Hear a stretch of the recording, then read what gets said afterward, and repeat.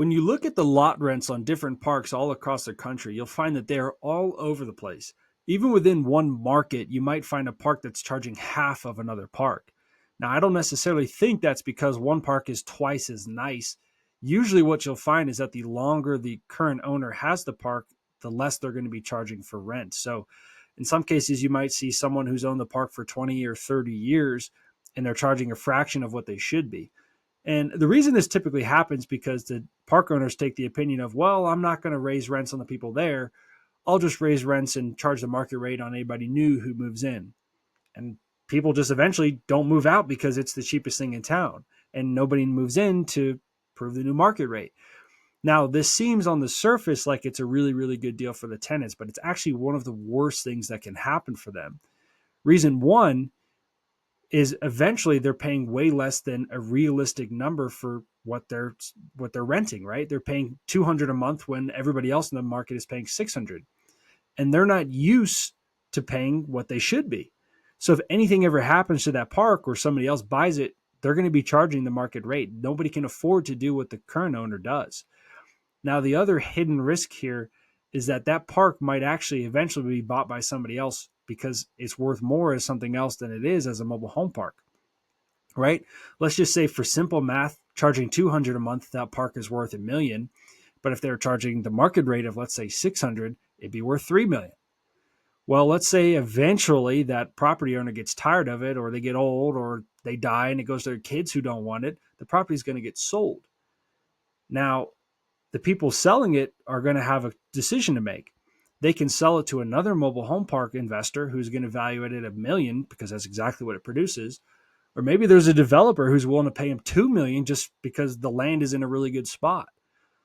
That's what's going to happen. In this example we see right here on Google Earth, this is exactly what happened. This was a mobile home park in a really booming area of Alabama, and the owner wasn't charging enough. So when they went to sell it, none of the other mobile home park investors out there could pay what a gas station was willing to pay for just the land itself. So here's where it is back in 2013. And now let's look at where this property is today. It's a gas station, right? It's a 120 pump gas station. Now, I personally love Buc-ee's.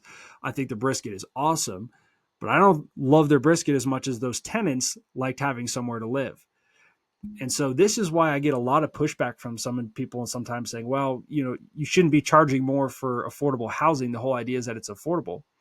And my answer to that always, I have to keep it affordable, but I don't want to keep it as the lowest rate I possibly can get away with, because then what ends up happening is someone else down the line is going to pay more for the property as something else. So that's a real reason that I think when you buy a park and you take the rents up, you'd be surprised that a lot of the tenants are not as upset with that as they would be as upset with the fact that it's no longer a park.